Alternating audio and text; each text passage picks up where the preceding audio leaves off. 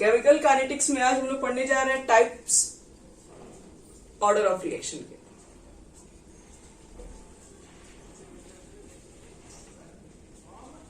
देखो, सबसे पहला हमारे पास था zero order of reaction. Zero order of reaction नाम से ही क्लियर है, ऑर्डर होना चाहिए जीरो। लेकिन एक रिएक्शन के अंदर ऑर्डर जीरो कैसे हो जाए? कॉन्सेंट्रेशन तो हम लोग लेकर चलेंगे ही, यही तो यहां मेन समझना होता है कि कभी भी अगर ऑर्डर जीरो हो जाए इसका मतलब क्या है। तो देखो, इसको लोग ऐसे बोलते हैं, the rate of reaction is proportional to the zero power of the concentration of reactant, या फिर इंडिपेंडेंट। अगर आपके पास जीरो ऑर्डर ऑफ रिएक्शन है तो वो इंडिपेंडेंट है, इसके तो कॉन्सेंट्रेशन ऑफ रिएक्टेंट के। तो जैसे बताया था, एग्जांपल आपको हम लेके समझाए भी थे, जैसे NH3 वगैरह हो गया, 2NH3। अगर आप पे प्लेटिनम आप सरफेस डालोगे तो ये डिकम्पोज हो जाता है 1130 केल्विन पर, और N2 + 3H2 में ये कन्वर्ट हो जाता है। ये जीरो ऑर्डर ऑफ रिएक्शन है। हालांकि आप इसका रेट लिखेंगे तो आपको तो ये लगेगा कि rate is equal to K होना चाहिए और NH3 के पावर 2 आना चाहिए, लेकिन ये NH3 के पावर होता है जीरो। क्यों? क्योंकि हमें कॉन्सेंट्रेशन NH3 का कोई मतलब ही नहीं कितना आप लिए हैं, सब कुछ डिपेंड करता है कि आपने सरफेस कितना लिया हुआ है, प्लेटिनम सरफेस और क्या टेम्परेचर रखा हुआ है, इससे कोई फर्क नहीं पड़ता। मान लो इसके अमाउंट हम लोग बहुत ज्यादा ही ले लिए और सरफेस ही आपके पास कम है, तो फिर कहां से प्रोडक्ट बना पाओगे?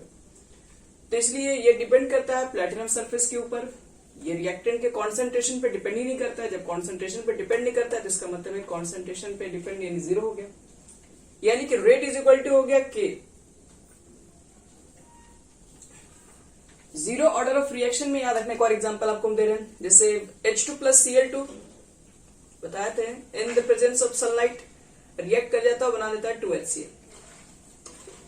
तो ये रिएक्शन के लिए अगर आप रेट निकालेंगे तो कॉन्सेंट्रेशन लिखोगे H2 का भी और कॉन्सेंट्रेशन Cl2 का लिखोगे, बट कॉन्सेंट्रेशन यहाँ पे जो होगा वो 0 होगा।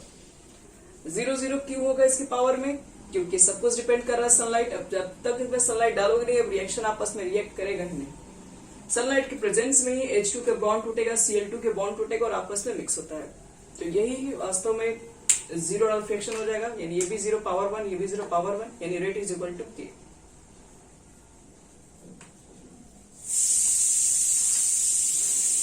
आगे समझ में इसको ऐसे ही रिएक्शन होंगे। हम तो बोलते हैं आप दोनों रिएक्शन याद ही कर लीजिए, यही दो रिएक्शन बार बार पूछ रहते हैं। जो कि रेट ऑफ रिएक्शंस आप जो पढ़ते हैं, कॉन्सेंट्रेशन ऑफ रिएक्टेंट से जिसको बिल्कुल मतलब नहीं, अब रिएक्टेंट के क्या अमाउंट ले उससे कोई मतलब नहीं हो। ये रिएक्शन इस पे ना डिपेंड करके ये कैटलिस्ट के ऊपर डिपेंड कर रहा होता है।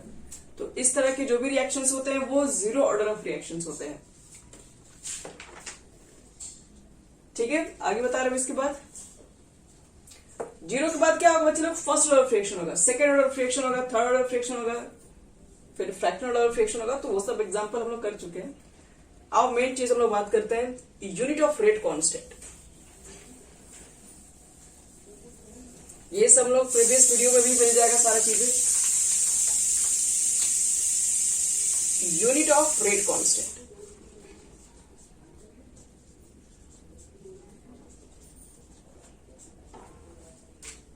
देखो रेट कांस्टेंट की यूनिट क्या होती है, आओ इसके ऊपर बात करते हैं।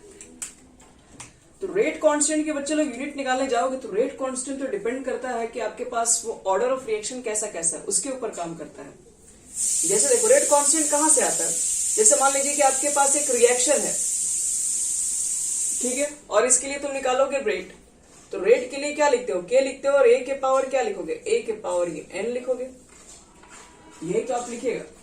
अब देखो इसके बाद क्या करेंगे हम लोग,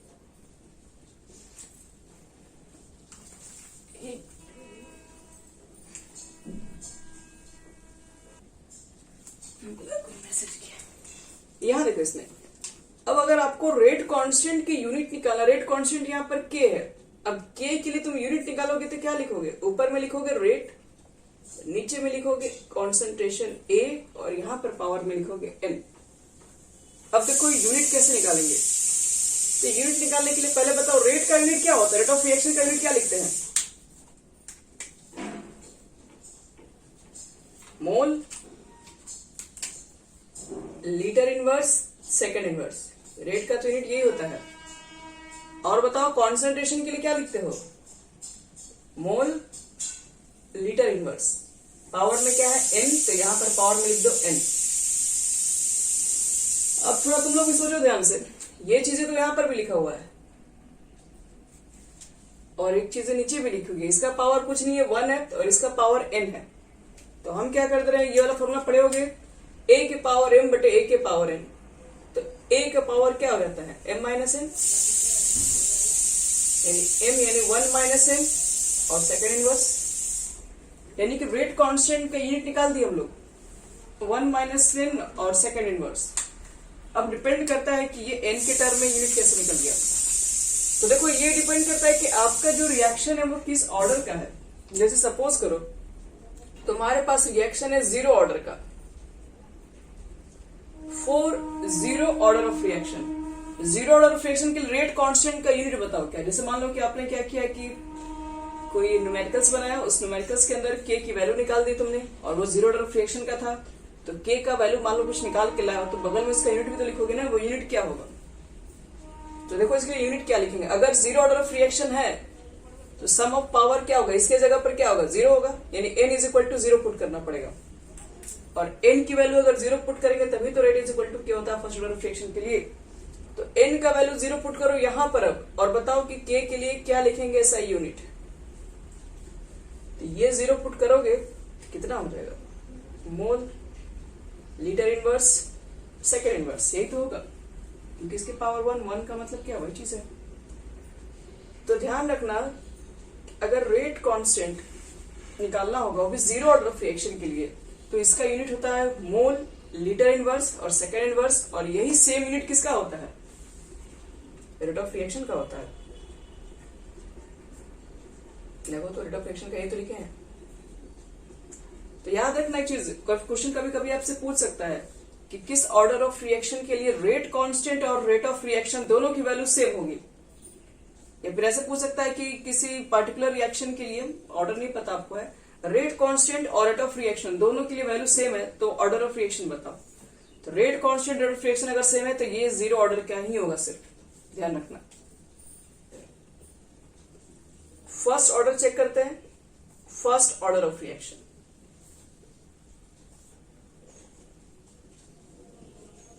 चलो देखो फर्स्ट ऑर्डर ऑफ रिएक्शन के लिए रेट कांस्टेंट के लिए यूनिट क्या लिखेंगे हम लोग। तो n की वैल्यू 1 पुट करेंगे तभी तो 1 ऑर्डर का होगा।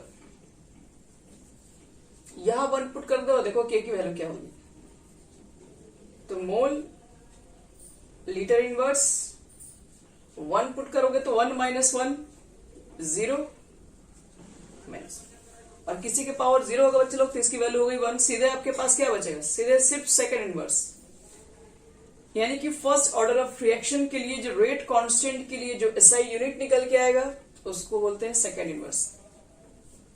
तो याद रखना कि सेकेंड इनवर्स हमेशा फर्स्ट ऑर्डर का होता है। आपसे ये भी दे सकता है कि सेकेंड इनवर्स किसी की यूनिट है तो उसकी ऑर्डर ऑफ रिएक्शन क्या रही होगी, तो फर्स्ट ऑर्डर ऑफ रिएक्शन रहेगा। और फर्स्ट के बाद आप सेकंड अब थर्ड आपको जब जितना पुट करना है उतना पुट कर सकते हो। अगर आपको सेकंड ऑर्डर ऑफ रिएक्शन के लिए निकालिए यूनिट, यहाँ 2 पुट कर दो, यहाँ 2 पुट कर दोगे तो -1 हो जाएगा, -1 हो जाएगा तो इसके ऊपर ये -1 आएगा, ये माइनस माइनस +1 हो जाएगा। तो अब आगे आप निकाल सकते हैं, आपको जितना का चाहिए उतना का निकल सकता है। हमारे पास तो मेन फॉर्मूला है second order of reaction. Second के लिए क्या लिख देंगे हम, तो अगर लिखना होगा तो देख लो, k is equal to second put करोगे तो 1 माइनस यहां पे लिख देना n इज इक्वल टू 2।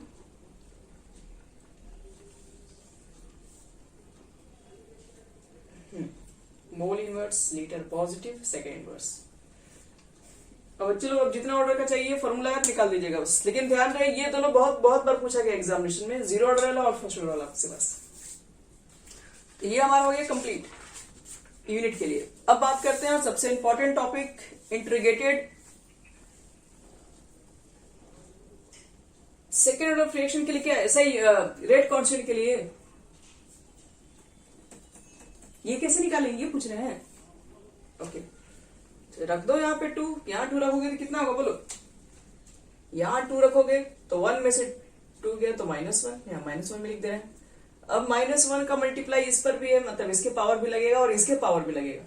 इसके पावर लिखेगा तो कोई फर्क नहीं पड़ेगा, लेकिन ये पहले से ही माइनस है और इसके ऊपर एक और माइनस है, तो माइनस माइनस आपस में मल्टीप्लाई हो जाएगा ना, पढ़े हो ना, a के पावर m और बाहर n रहता है तो दोनों पावर मल्टीप्लाई हो जाता है।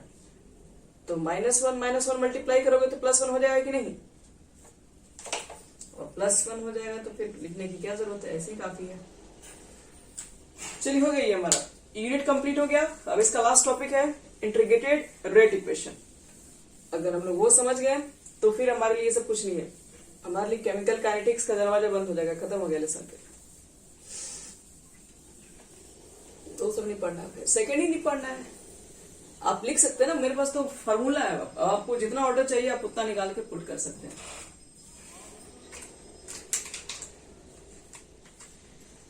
चलो बच्चे लोग हेडिंग कर दो integrated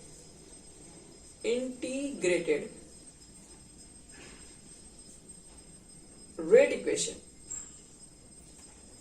integrated rate equation for zero order of reaction, zero order of reaction.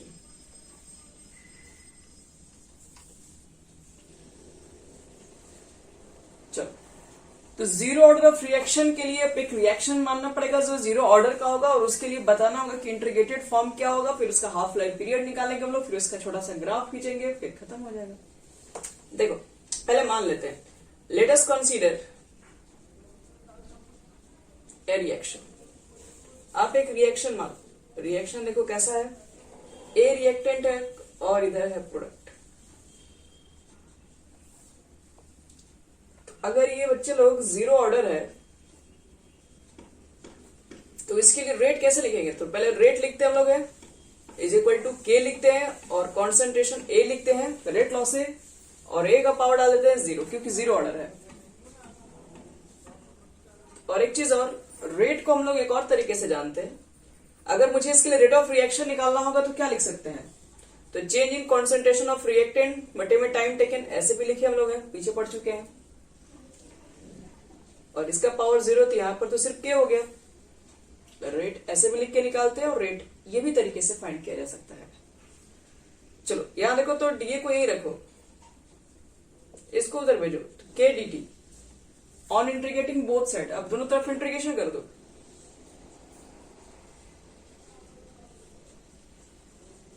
ये दोनों तरफ इंटीग्रेशन कर दिया। अब तुम थोड़ा एक बात सोचो, यहां पर इंटीग्रेशन डीएक्स का इंटीग्रेशन किसी को याद है क्या होता है,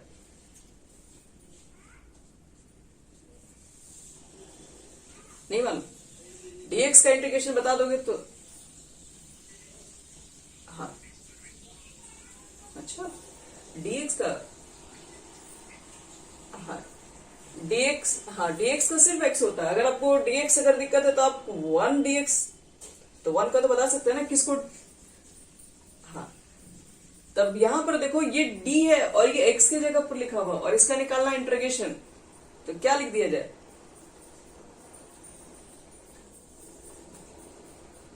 लिख दिया जाए इतना ना, और के तो कांस्टेंट है क्योंकि dt है, तो के तो कांस्टेंट हुआ, के तो ऐसे बाहर निकाल दोगे, टी तो इसमें है नहीं जिसका आप इंटीग्रेशन करने जाएंगे, और dt का क्या लिखोगे, टी लिख सकते हैं, और plus integration constant I, integration constant math में सी लिखते हैं लेकिन यहां पर आप आई लिख दीजिए, कोई दिक्कत नहीं है। और जिसको बच्चे लोग ये नहीं समझ में आया उसको कुछ दिन के बाद समझ में आ जाएगा, जब वो इंटीग्रेशन पढ़ लेंगे तब। तो वो कोई बहुत बड़ा कोई हार्ड इंटीग्रेशन नहीं होता है, बस इतना सिंपल से याद रखो डीएक्स का इंटीग्रेशन। इंटीग्रेशन का मतलब क्या होता है, अगर आप डिफरेंशिएशन पढ़े होगे तो इंटीग्रेशन को बोलते हैं एंटी डेरिवेटिव। तो डीएक्स का मतलब यहाँ पर कुछ नहीं है, तो 1 मान के चलेंगे, किसको डिफरेंशिएट करे तो 1 आएगा, तो सीधी सी बात है एक्स को डिफरेंशिएट करेंगे तो 1 आता है। तो इसलिए डीएक्स का इंटीग्रेशन याद रखना एक्स होता है, और 1/x का इंटीग्रेशन कितना होता है, तो मैथ में तो हम लोग लॉग ही लिखते हैं ना, यहाँ लॉग लिख देना, नहीं तो फिर ln लिखते हैं। तो कुछ समय के बाद हमें इसकी भी जरूरत पड़ेगी, इसलिए आपको यही बता दिए, 2 चीजें अभी फिलहाल नोट कर लीजिए। अब देखो यहाँ पर ये अभी मेरा इंटीग्रेटेड फॉर्म में निकला है, लेकिन एक चीज देखो यहाँ पर हम लोग क्या लिख सकते हैं, अगर हम पुट कर रहे हैं, जब टाइम 0 था टाइम जीरो था इसका मतलब रिएक्शन स्टार्ट नहीं था। अगर रिएक्शन स्टार्ट नहीं होगा तो ए का जो कॉन्सेंट्रेशन होगा वो कितना होगा, तो जितना आप लेके चले थे यानी कि ए नॉट होगा। एक मिनट,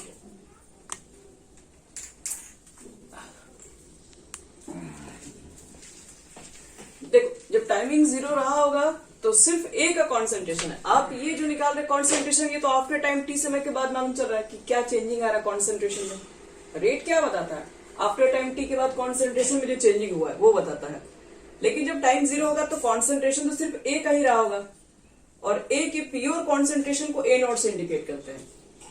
और ये जो कॉन्सेंट्रेशन है ये आफ्टर टाइम टी समय के बाद है। लेकिन जब स्टार्टिंग कॉन्सेंट्रेशन बात करेंगे, जब टाइम जीरो होगा तो इसकी वैल्यू हम लोग क्या पुट करेंगे, ए नॉट पुट करेंगे, ताकि हमें ये आई की वैल्यू निकाल सके, इंटीग्रेशन कांस्टेंट की वैल्यू फाइंड कर सके कितना होगा। तो यहां देखो टाइम की जगह पर जीरो पुट कर दो और कॉन्सेंट्रेशन ए की जगह पर ए नॉट पुट कर दो, और देखो आई की वैल्यू कितनी होगी। पहले देख लो ये सबको क्लियर हुआ कि नहीं। ये हम लोग क्या किया, आई की वैल्यू को निकालने के लिए कुछ हम लोग अपने से तो रखेंगे वैल्यू, ताकि आई की वैल्यू मालूम चले। तो अपने से वैल्यू क्या रख सकते हैं, तो जो चीजें फिक्स है, क्या फिक्स होती है, तो जब टाइम जीरो होगा तो कॉन्सेंट्रेशन सिर्फ ए का ही रहा होगा, तो टाइम को जीरो पुट कर दो और इसके कॉन्सेंट्रेशन को ए नॉट मान लो। ए नॉट का मतलब है टोटल कॉन्सेंट्रेशन जितना आप लेके चले हैं का। रखिए तो ये हो गया ए नॉट, टाइम जीरो पुट करते हैं ये पूरा जीरो हो गया, यानी आई इज इक्वल टू कितना हो जाएगा, माइनस ए नॉट। और ये वैल्यू को कहां पुट करने जाएंगे, ये वैल्यू को हम यही इंटीग्रेशन में रखेंगे, मतलब ये आई की जगह पे रखेंगे। और फिर से यहां से निकालेंगे रेट कांस्टेंट के की वैल्यू कितनी होगी। यहां से इसको मिटा रहे हैं, चलो रख के देखो तो कितना हो जाएगा, ये माइनस ए है, इधर कितना आपके पास है, के टी है, और यहां पर आपको क्या रखना है, आई के ऊपर माइनस ए नॉट रखना, रख दो। और के टी की वैल्यू निकालोगे तो के टी इज इक्वल टू कितना हो जाएगा, तो देखो ध्यान से, के टी को निकालोगे तो इसको इधर भेजना पड़ेगा, ताकि अब इधर जाएगा तो ये प्लस में हो जाएगा, तो हम इधर लिख दे रहे हैं प्लस ए नॉट माइनस ए। और आपको तो रेट कांस्टेंट फाइंड करना था, के निकालना था, तो के इज इक्वल टू आ जाएगा 1/t ए नॉट माइनस ए। ये हमारा हो गया, यही एक्सप्रेशन है rate constant for zero order of reaction, 1/t initial concentration minus concentration after time T.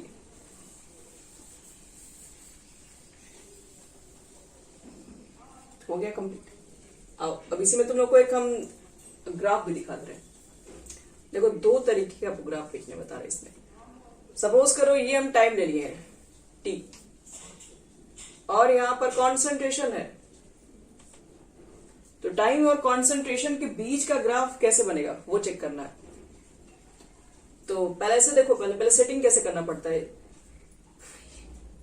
ये जो टाइम है ये एक्स एक्सिस पर है और कॉन्सेंट्रेशन है वाई एक्सिस पे, तो कॉन्सेंट्रेशन को तुम लोग को रखना है वाई एक्सिस पे रखना है। तो इसी को पहले क्या करना पड़ेगा, थोड़ा सा सॉल्व करना पड़ेगा। कॉन्सेंट्रेशन को अगर वाई एक्सिस पे लेके आना है तो हम लोग को क्या करना पड़ेगा फिर इसमें, तो यही कॉन्सेंट्रेशन को देखो कैसे लेके आएंगे। तो यहां से देखो तो ए इज इक्वल टू कितना लिख सकते हो, ए इज इक्वल टू लिखने के लिए इसको इधर भेजना पड़ेगा और इसको इधर लाना पड़ेगा, यानी कि माइनस के टी प्लस ए नॉट, इतना हो जाएगा। ए क्या हो गया, कॉन्सेंट्रेशन, ये तुम्हारा क्या हो गया, माइनस के टी और प्लस ए नॉट।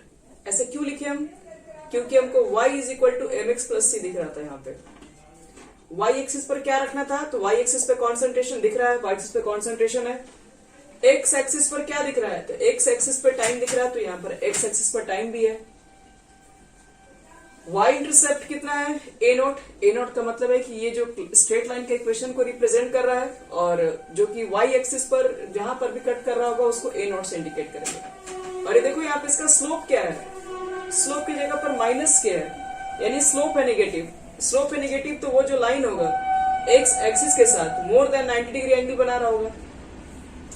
तो देखो कुछ इस तरीके से होगा, आपको बता रहे हैं किस तरीके से, कुछ इस तरीके से होगा। क्यों, ये जो लाइन होगा इस लाइन को अगर फर्दर प्रोड्यूस करेंगे तो ये लाइन देखो मोर देन 90 डिग्री एंगल भी बना रहा है, और इस लाइन के लिए स्लोप अगर आप निकालना चाहेंगे तो स्लोप को यहां से चेक कर लो। टाइम है एक्स एक्सिस पे, तो स्लोप की जगह पर माइनस की है। तो जब भी आपको एक ग्राफ देके क्वेश्चन में पूछा जाए कि कॉन्सेंट्रेशन और टाइम के बीच में ग्राफ निकालो, किस तरीके से आएगा, तो ये स्ट्रेट लाइन को रिप्रेजेंट कर रहा होगा, इसका स्लोप हो रहा होगा माइनस के।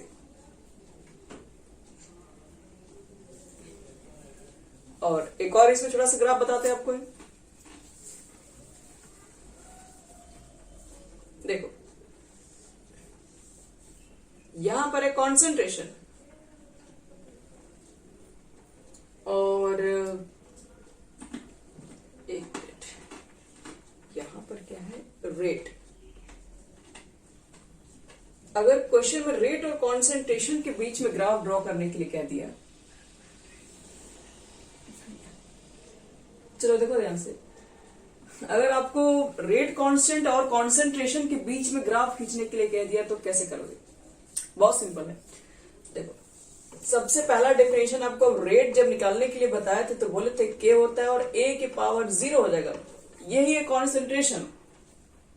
तो जीरो ऑर्डर ऑफ रिएक्शन के लिए जाहिर सी बात है कि इसका पावर होगा 0, कॉन्सेंट्रेशन तो पूरी तरीके से गायब हो गया। मतलब कॉन्सेंट्रेशन बढ़ाने से कोई फर्क नहीं पड़ने वाला रेट को। रेट की कोई वैल्यू होगी, ठीक है, वो रेट की वैल्यू कॉन्सेंट्रेशन पे डिपेंड ही नहीं करेगी कि आप कॉन्सेंट्रेशन कितना ले रहे हैं, उसको कोई फर्क ही नहीं पड़ने वाला है। तो इसका मतलब है कि कॉन्सेंट्रेशन कितना भी बढ़ा लीजिए, रेट कांस्टेंट की जो वैल्यू है वो एक ही वैल्यू है के, और वही फिक्स रहेगी, वो चेंज होने वाली नहीं है। मतलब वो पैरेलल टू द कॉन्सेंट्रेशन हो जाएगा, इस तरीके से आएगा। तो रेट कभी भी कॉन्सेंट्रेशन के पैरेलल हो जाए तो इसका मतलब है कि वो एक जीरो ऑर्डर ऑफ रिएक्शन को बता रहा है। कंप्लीट ये ग्राफ। तो जीरो ऑर्डर ऑफ रिएक्शन के लिए इंटीग्रेटेड फॉर्म क्या है? वेट लॉ के लिए तो हम ये बता दिया, आपके पास छोटा छोटा जो ग्राफ है उसको याद रखना है कि कॉन्सेंट्रेशन टाइम के बीच में क्या ग्राफ होगा, रेट और कॉन्सेंट्रेशन के बीच में क्या होगा ग्राफ इसका। अब पढ़ते हम लोग हाफ लाइफ पीरियड। इसी के लिए जीरो ऑर्डर ऑफ रिएक्शन के लिए, जीरो ऑर्डर ऑफ रिएक्शन के लिए हाफ लाइफ पीरियड कितना होगा?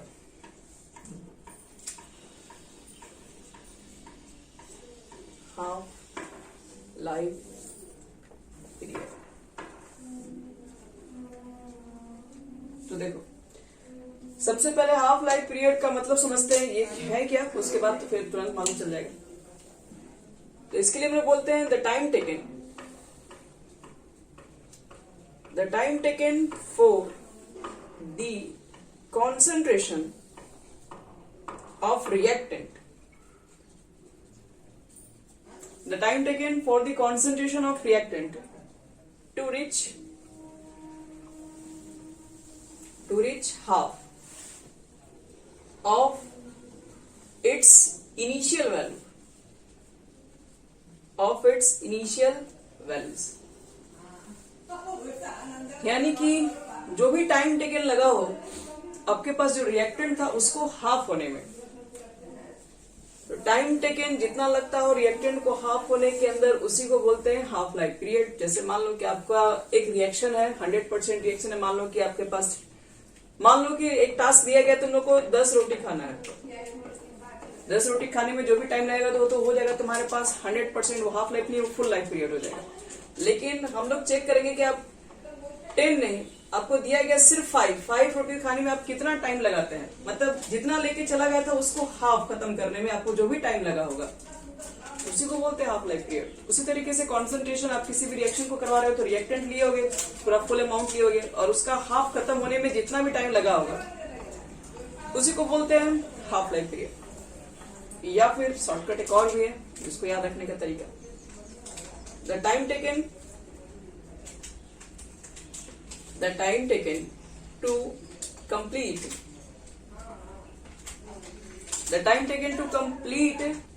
the 50% for the reaction, यानी कि 50% रिएक्शन को भी कंप्लीट होने में जो भी टाइम टेकन लगा होगा उसी को हाफ लाइफ पीरियड बोलते हैं। यानी कि अगर ऐसे कहा जाए कि ये कॉन्सेंट्रेशन है, ठीक है, आफ्टर टाइम t, अगर ये हाफ लाइफ होता तो हाफ लाइफ के कंडीशन में क्या होना चाहिए, इनिशियल कॉन्सेंट्रेशन का हाफ हो जाए। मतलब आपके पास इनिशियल कॉन्सेंट्रेशन को A0 से इंडिकेट कर रहे हैं, ये पूरा कॉन्सेंट्रेशन हुआ, और पूरा कॉन्सेंट्रेशन का हाफ होने में जो भी समय लगता है उसी को बोलते हैं हाफ लाइफ पीरियड। तो आपसे ये कहा जाए कि आप रेट कांस्टेंट बताओ हाफ लाइफ पीरियड के लिए। हाफ लाइफ पीरियड के लिए for zero order of reaction, एक तो ऑर्डर ऑफ रिएक्शन जीरो होना चाहिए और उसके लिए हाफ लाइफ पीरियड की वैल्यू क्या होगी। एक आपके पास रिएक्शन है वो जीरो ऑर्डर का है और उसको हाफ कंप्लीट होने में कितना टाइम लगेगा, उसके लिए आप रेट कांस्टेंट की वैल्यू निकालो या फिर हाफ लाइफ पीरियड बताओ कितना होगा। तो देखो उसके लिए कैसे कैलकुलेट करेंगे। कहेंगे the rate constant for zero order of reaction, zero order of reaction. पहले तो याद करो कि जीरो ऑर्डर ऑफ रिएक्शन के लिए रेट कांस्टेंट कितना था। अभी जस्ट हम लोग ऊपर कैलकुलेट किए थे। k इज इक्वल टू हमें क्या मिला था, 1/t मिला था, a नॉट मिला था, माइनस a मिला था।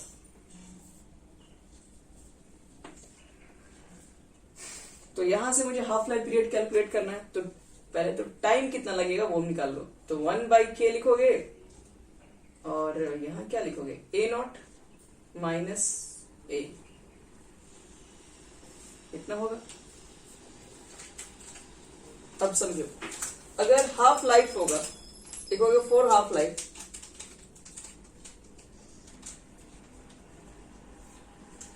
तो हाफ लाइफ को देखो टी को इंडिकेट करते हैं इस तरीके से, t 1/2 लिख दो। 1/2 क्यों, क्योंकि 50% है। 50% का मतलब क्या हो, 50/100 यानी 1/2। तो हाफ लाइफ पीरियड के लिए टी को हम लोग t 1/2 लिखेंगे। जो टाइम लग रहा है वो आधा टाइम लग रहा है और जो कॉन्सेंट्रेशन ए है वो क्या होना चाहिए, इनिशियल कॉन्सेंट्रेशन का हाफ हो जाना चाहिए। मतलब जितना लेके चले हो उसका आधा होने में जो भी टाइम लगता है उसी को तो हाफ लाइफ कहते हैं। तो ये दोनों चीजें पुट करोगे कहां पे, इस इक्वेशन में। टी की जगह पर रखो t 1/2 क्योंकि आपका रिएक्शन हाफ लाइफ है। ये तो कांस्टेंट है, इससे कोई फर्क नहीं पड़ेगा, 1/k तो रहेगा ही आपका। फिर देखो यहां पर a नॉट, a नॉट कितना हो जाएगा, तो a नॉट कोई ना कुछ चेंज होगा, a नॉट को a नॉट ही रखो। a की वैल्यू कितनी हो जाएगी, तो ये जो वैल्यू है वो a नॉट बाई 2 हो जाएगी क्योंकि आफ्टर टाइम t यानी अगर हाफ लाइफ पीरियड होगा तो ये जो कॉन्सेंट्रेशन है जो t समय के बाद जो चेंज हो रहा है वो इनिशियल का हाफ हो जाएगा। पहले जितना रहा होगा उसका आधा हो जाएगा क्योंकि ये तो पूरा ही है। हाँ बोलिए बोलिए। ये के ही है ना, ये वही तो है, यहाँ पर के लिखा हुआ है और यहाँ पर a नॉट ही है। हम तो सिर्फ यहाँ पे रखेंगे ना क्योंकि हमारा जो चेंज होगा वो आफ्टर टाइम t वाला ना चेंज करेंगे। आफ्टर टाइम t का मतलब है कि 50% रिएक्शन कंप्लीट होगा तो ये वाला जो है वो तो आधा हो जाएगा। सॉल्व कर दो इसको, जो भी आएगा यही आंसर हो जाएगा। 2a नॉट हो जाएगा और माइनस a नॉट घटा दोगे तो सिर्फ a नॉट ही होगा और बटे में क्या लिखोगे 2k, हो गया answer. Half life period for zero order fraction कितना होता है, यही होता है a नॉट बटे में 2k। इसको देख के इतना बात तो लिख सकते ना, k क्या है, रेट कांस्टेंट है, 2 भी एक कांस्टेंट ही नंबर है तो t 1/2 डायरेक्टली प्रोपोर्शनल किसके होगा, concentration, initial concentration of reactant. तो बोल सकते हैं हम लोग क्या एक बार, for zero order of reaction, for zero order of reaction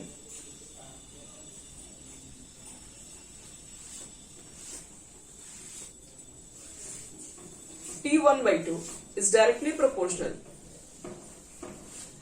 t 1/2 is directly proportional किसके होगा, to its initial concentration, to its initial concentration. और अगर कहा जाए कि इसके बीच में ग्राफ खींच के दिखाओ, कहां कहां, तो t 1/2 यहां पर है, यहां पर कॉन्सेंट्रेशन है। ये तो डायरेक्टली रिलेशन है और डायरेक्टली रिलेशन में क्या होता है कि एक को बढ़ाएंगे तो दूसरा भी बढ़ता है, कॉन्सेंट्रेशन बढ़ेगा तो टाइम भी बढ़ेगा। तो ये इस तरीके से स्ट्रेट लाइन रिप्रेजेंट करेगा। और पासिंग थ्रू तो ऑरिजिन, ऑरिजिन क्यों पास होगा, क्योंकि बगल में कोई सी है ही नहीं। कॉन्सेंट्रेशन की वैल्यू जीरो होगी तो टाइम की वैल्यू भी जीरो ही होगी। चलो बच्चों लोग, ये हमारा हो गया इंटीग्रेटेड रेट लॉ भी कंप्लीट हो गया, हाफ लाइफ भी कंप्लीट हो गया for zero order of reaction. और उसके बाद निकालना है फर्स्ट ऑर्डर ऑफ रिएक्शन के लिए, फिर हो जाएगा कंप्लीट। यहां तक सबको समझ में आ गया सब कुछ जितना बताया इसमें? और याद रखना ये वाला आपका इंपॉर्टेंट है, लेकिन इससे भी इंपॉर्टेंट है फर्स्ट ऑर्डर ऑफ रिएक्शन। बहुत बार फर्स्ट ऑर्डर रिएक्शन ज्यादातर एग्जाम में पूछे जाते हैं। फर्स्ट ऑर्डर ऑफ रिएक्शन का हाफ लाइफ पीरियड भी पूछा जाता है, और फर्स्ट ऑर्डर ऑफ रिएक्शन के लिए पूछ देगा कि रेट कांस्टेंट की वैल्यू क्या होगी, इंटीग्रेटेड ला के हेल्प से बताइए। अगर हम लोग 0 का सीख लिए ना तो फर्स्ट का भी सेम ही है, बस थोड़ा इससे लंबा एक्सप्रेशन बनता है।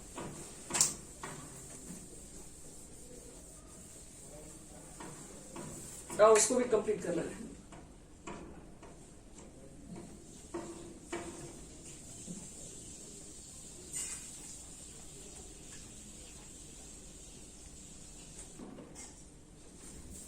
चलो अब तुम लोग हेडिंग कर दो फर्स्ट ऑर्डर ऑफ रिएक्शन। मतलब हम लोग इंटीग्रेटेड फॉर्म में पढ़ रहे हैं।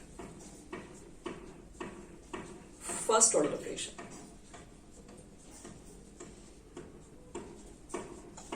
फर्स्ट ऑर्डर ऑफ रिएक्शन के लिए इंटीग्रेटेड फॉर्म क्या होगा? इंटीग्रेटेड फॉर्म का मतलब रेट कांस्टेंट के लिए पूछ रहा है कितना होगा। तो सबसे पहले एक रिएक्शन मानना पड़ेगा कि जो फर्स्ट ऑर्डर ऑफ के लिए हो। देखो, let us consider a reaction. तो ए एरो के बाद बी लिख दो, और हम लोग मान के चलते हैं, ठीक है, अगर जब टाइम 0 रहा होगा सपोज, तो सिर्फ एक ही कॉन्सेंट्रेशन रहे होंगे, बी के तो नहीं रहे होंगे। उसमें बड़ा सा 0 लिख दो बी के। और आफ्टर टाइम टी, कुछ टाइम गुजरने के बाद, आफ्टर टाइम टी सेकेंड, जो कॉन्सेंट्रेशन बच्चे लोग ए होंगे, ए के कॉन्सेंट्रेशन में कुछ तो चेंजिंग आ ही गया होगा। पहले ए नॉट था, बाद में मान लो कितना चेंजिंग हो गया। चेंजिंग कॉन्सेंट्रेशन हम लोग 80 से इंडिकेट कर दे रहे हैं। ये भी चेंज होगा, ये भी चेंज होगा, तो हमको उससे कोई खास मतलब नहीं है, क्योंकि मेरा तो एक्सप्रेशन इसी से निकाल रहे हैं हम लोग। फिर देखो, अगर मुझे इसके लिए अब निकालना है रेट, तो रेट के लिए क्या लिखते हो? रेट के लिए पहले आप क्या लिखेंगे? पहले के लिखोगे और फिर ए का कॉन्सेंट्रेशन लिखोगे। तो ए का कॉन्सेंट्रेशन कितना चेंज हो गया? तो यहां पर 80 लिख देना होगा, तो 80 आप यही लिख दीजिए। फर्स्ट ऑर्डर ऑफ रिएक्शन का है तो पावर कितना लिखोगे? 1 लिख देना। और खुद से देखो यहाँ पर हम लोग को क्या करना है कि रेट कांस्टेंट भी तो लिखना है। तो रेट के लिए एक और तो हमारे पास फॉर्मूला, चेंज इन कॉन्सेंट्रेशन बटे में टाइम टेकन माइनस डीए बटे में डीटी, तो हम लोग पढ़े ही है, इतना तो हम लोग लिखते ही। और इसके बाद देखो हम लोग क्या लिख सकते हैं, इसके बाद यहाँ पर चेंज इन कॉन्सेंट्रेशन, तो ए के कॉन्सेंट्रेशन में टी समय के बाद जो चेंजिंग हुआ है तो वो 80 लिखना पड़ेगा। और यहाँ पर के है, ये भी जो कॉन्सेंट्रेशन में जो चेंज आया है ये भी आपका 80 ही है। टी रुको हम बाहर लिख रहे हैं, अंदर ठीक नहीं।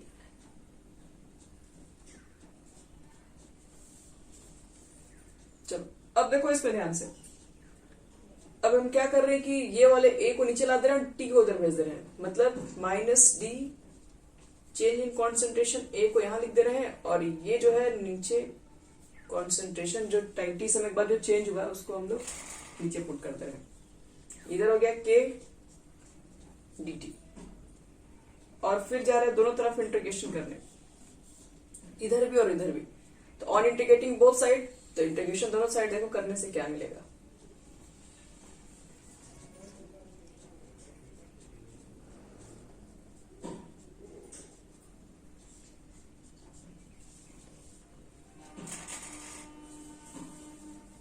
चलो अब एक सॉरी यहाँ पे डी नहीं आएगा।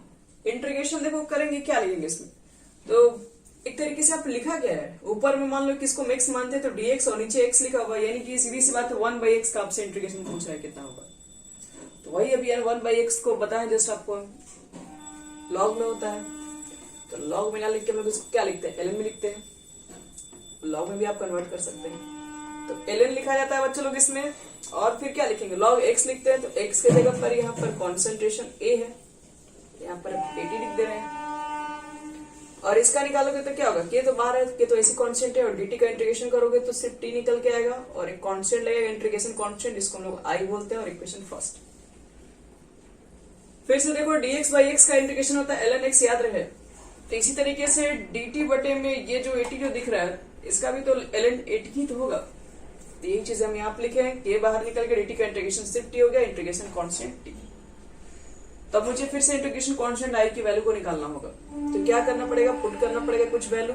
तो टाइम जब 0 लेके चलेंगे तो a का जो कॉन्सेंट्रेशन जो था, जो आफ्टर टाइम t समय के बाद था, जब टाइम 0 रहा होगा तो यानी इनिशियल कंडीशन होगा, इनिशियल कंडीशन में 80 की वैल्यू तो a नॉट होगी। तो सारे वैल्यूज को पुट करो, 0 पुट करोगे तो ये पूरा खत्म। 80 की जगह पर आपको रखना पड़ेगा a नॉट, और इधर हो गया 0 पूरा, ये हो गया i के इक्वल। तो i की वैल्यू फिर से इक्वेशन फर्स्ट में पुट कर दो, कितना होगा, तो minus ln 80 kt minus ln a not. अब आपको k की वैल्यू को निकालना है, तो k की वैल्यू को निकालने के लिए इसको इधर भेजना पड़ेगा। तो इधर जाएगा तो ये प्लस में हो जाएगा, तो हम इधर लिख देना direct kt is equal to क्या लिखेंगे, इसको इधर भेजेंगे तो प्लस ln a नॉट को फिर से बाहर माइनस ln 80। अब log m minus log n के लिए लिखते हैं फॉर्मूला। क्या हो सकता है log m minus log n का फॉर्मूला, तो log m बटे में होता है n, और आपको k की वैल्यू निकालनी थी, तो k इज इक्वल टू क्या लिखोगे, 1/t ln a नॉट बटे में 80। ln को log में कन्वर्ट करने के लिए आपको पीछे भी बता चुके हैं क्या लिखना पड़ता है, 2.303 बटे में t, और ये हो गया अब log, इस log के बेस में 10 हो गया, ये नंबर से मल्टीप्लाई करने पर इसके बेस में 10 आ जाता है, और ये हो गया a नॉट और नीचे हो गया 80। और यही है बच्चे लोग rate constant for 0 order of reaction के लिए इंटीग्रेटेड फॉर्म।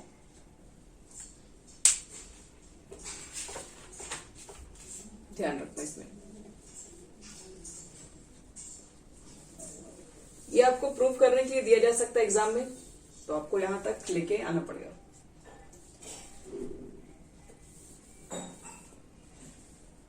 फिर देखो इसी में इसी इक्वेशन को देखो इस तरीके से लिख सकते हैं, आप दोनों को एक साथ मत लिख दीजिएगा एग्जाम वगैरह में।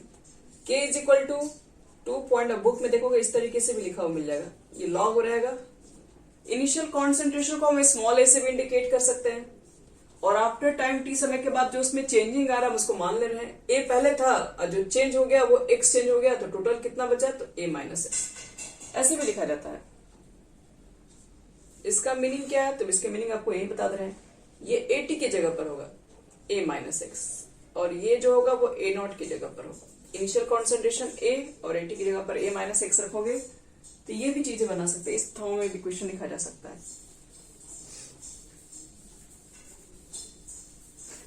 अब देखो एक छोटा सा इसमें भी एक ग्राफ है। अगर मान लो तुमको ग्राफ खींचने के लिए दे दिया गया टाइम और लॉग a का कॉन्सेंट्रेशन, इसके बीच का ग्राफ कैसा होगा ये बताना है। और फिर एक और हम तुमको ग्राफ दे रहे हैं इनके लिए, यहां पर टाइम है, यहां पर है लॉग a नॉट बटे में 80। देखो ग्राफ इसका क्या होगा और इसका क्या होगा, दोनों का पूछ रहे हैं। तो पहले इसको निकालने के लिए क्या करेंगे, पहले ढूंढेंगे कि ऐसा x एक्सिस पर टाइम रहे, y एक्सिस पर लॉग a रहे। इक्वेशन हम लोग क्या बनाते हैं, k इज इक्वल टू बनाए थे 2.303 बटे में t था, लॉग था, a नॉट था, और नीचे कितना था, a था। तो ये तो आसान है ना।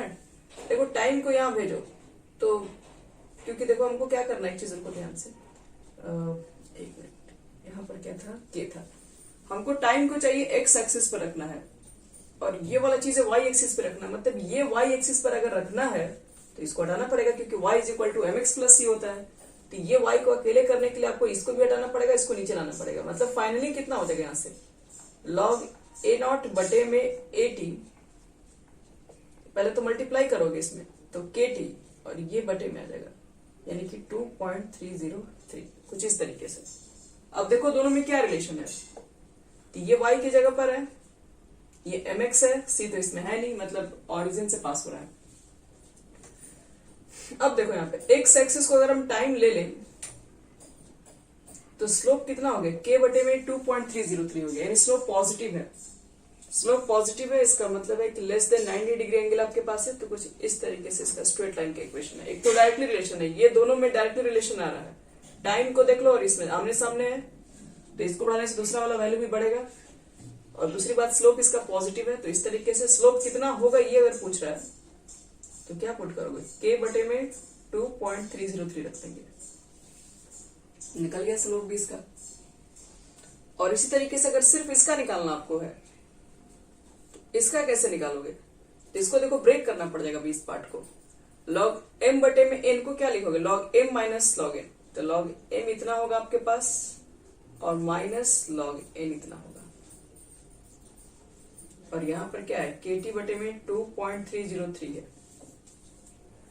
तुम्हें इसकी वैल्यू पर फोकस करना है, इसकी वैल्यू को निकालना है, क्योंकि यहाँ पर जो कॉन्सेंट्रेशन है वो 80 है, वो a नॉट नहीं है। a नॉट का मतलब क्या हो, जब टाइम 0 होगा तो कॉन्सेंट्रेशन a नॉट होगा।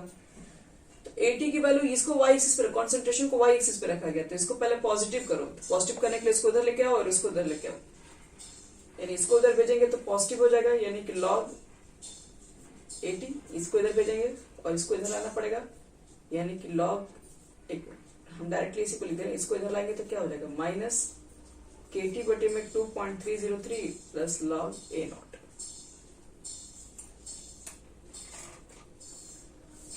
देखो ये सब ग्राफ जो है वो सब नॉर्मल एग्जामिनेशन में नहीं पूछे जाते हैं, ये सब थोड़े से कॉम्पिटेटिव एग्जामिनेशन में पूछे जाते हैं। इसलिए इतना ज्यादा अगर आपको नहीं भी समझ में आ रहा तो आप बार बार वो वीडियो को देख सकते हो, जरूरत नहीं पड़ेगा, आपको बस हल्का फुल्का याद रखना पड़ेगा कैसे इसको सॉल्व कर रहे हैं। अब कुछ देखो तो ये y लिखा हुआ, y is equal to mx plus c, ये c की जगह पर है, यहाँ पर mx है, तो m लिखोगे, x जगह पर टाइम लेना है, तो बाकी जो वैल्यू हो गया वो m का होगा, और m का जो वैल्यू वो निगेटिव है, स्लोप निगेटिव आ गया, मतलब एंगल मोर देन 90 बन रहा होगा। तो कुछ इस तरीके से आएगा, देखो ये हो गया स्लोप निगेटिव के लिए कंडीशन। और स्लोप होगा कितना इस कंडीशन में, तो माइनस k बटे में 2.303।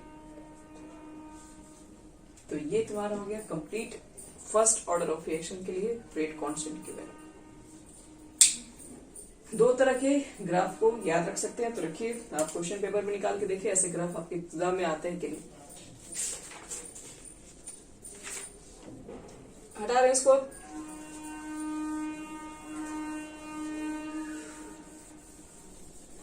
First order of reaction, second order of reactions तो फिर आपको मिलेगा ही नहीं पढ़ने के लिए। आपको दो ही चीजें आपके बुक में पढ़ने के लिए, एक 0 है और एक आपके पास से फर्स्ट है। अगर आपसे पूछें कि हाफ लाइफ पीरियड बताओ, हाफ लाइफ पीरियड किसके लिए, तो for first order of reaction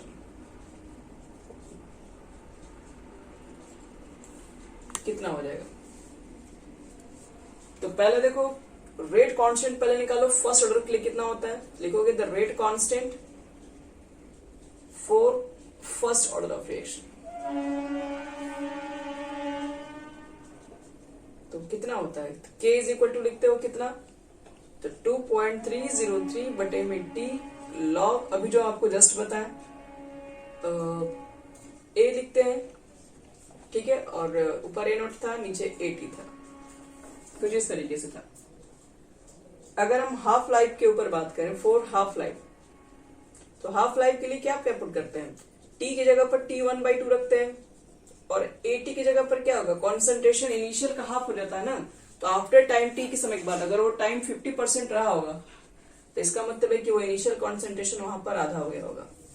तो यही at की जगह पर इतना पुट कर दो और t की जगह पर t1/2 पुट कर दो, तो यहां से t1/2 का मान निकालोगे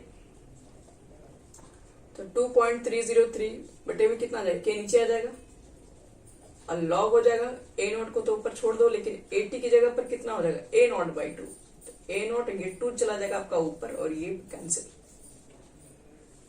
फिर आपको log 2 की वैल्यू पुट करनी होगी, log 2 की वैल्यू कितनी होती है, 0.30103, और आपस में इसको मल्टीप्लाई कर लो, तो मल्टीप्लाई करने के बाद 0.693 आता है और बटे में k आता है। और यही आपके पास हाफ लाइफ पीरियड हो गया for first order of reaction. इतना ही होता है इसमें। ये एमसीक्यू में भी पूछा जा सकता है कि half life period first order के लिए कितना होता है, और क्वेश्चन भी इसके ऊपर न्यूमेरिकल्स भी आते हैं। लेकिन न्यूमेरिकल्स आज नहीं करवाएंगे, न्यूमेरिकल्स एक क्लास और लेंगे जिसमें सारे न्यूमेरिकल्स करवा देंगे। इस टॉपिक पे याद रखना, न्यूमेरिकल्स इससे एग्जाम में आते ही हैं, ये फिक्स है। अब जो इससे पहले वाला टॉपिक में पढ़े थे वो हो सकता है उससे एमसीक्यू क्वेश्चन में न्यूमेरिकल्स दिए जाते हैं, लेकिन इस टॉपिक से न्यूमेरिकल्स एक्सरसाइज वगैरह में आपको 2 नंबर 4 नंबर में होगा। तो देखो बच्चों ध्यान से, एक चीज हम और भी तो बता सकते हैं ना, T1/2 ये भी कांस्टेंट है, ये तो पूरा कांस्टेंट है, ये सिर्फ रेट कांस्टेंट है, यानी कि T1/2 इनवर्सली प्रोपोर्शनल होता है रेट कांस्टेंट। तो बोल सकते हैं कि for first order of reaction half life period is independent of initial concentration of reactant. अगर आपके पास फर्स्ट ऑर्डर ऑफ रिएक्शन है तो हाफ लाइफ पीरियड कॉन्सेंट्रेशन पे तो डिपेंड ही नहीं कर रहा है, यानी क्या लिख दे रहे हैं, for first order of reaction. ये पूछा गया एग्जामिनेशन में बहुत बार कि प्रूव करके दिखाओ कि for first order of reaction is independent of initial concentration of reactant. तो हाफ लाइफ पूछेगा, prove that for first order of reaction half life period is independent of initial concentration of reactant. तो यही चीज आपको prove करके दिखाना होता है। हम लिख भी दे रहे हैं क्या क्वेश्चन में आता है। For first order of reaction the half life period for zero order of reaction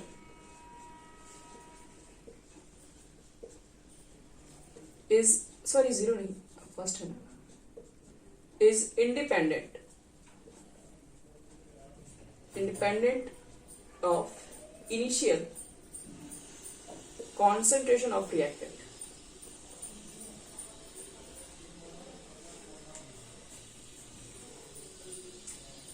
इसी टाइप का क्वेश्चन आपको डायरेक्टली दे देगा प्रूफ करने के लिए, यानी कि T1/2 प्रूव करके दिखाना होगा आपको कि 1/K होगा।